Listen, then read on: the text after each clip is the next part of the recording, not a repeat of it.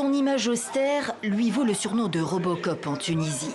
Kais Saied, le constitutionnaliste lancé dès fin 2018 dans la course à la présidentielle dans son pays, sera bien au deuxième tour du scrutin.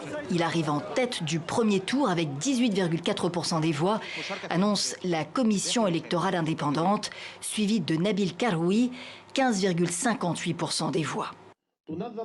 Le second tour de l'élection présidentielle aura lieu et les deux candidats avec le nombre de voix le plus important y prendront part.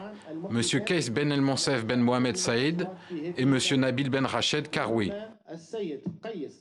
Deux anti-systèmes et un revers pour l'establishment politique, alors que 26 candidats se présentaient au total, dont un ancien président et plusieurs ex-ministres et ministres sortants.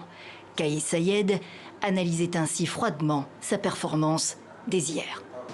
Les électeurs ont adressé un message clair, un message tout à fait nouveau.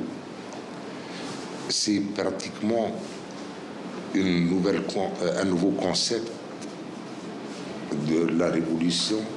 Pour la peine de mort, contre la dépénalisation de l'homosexualité, contre l'égalité femmes-hommes dans l'héritage, les positions ultra-conservatrices de Kais Saied semblent avoir séduit notamment la frange dure du parti Ennahda, qui, faute d'avoir trouvé l'oiseau rare, selon ses propres termes, avait choisi de soutenir Abdel Fattah Mourou.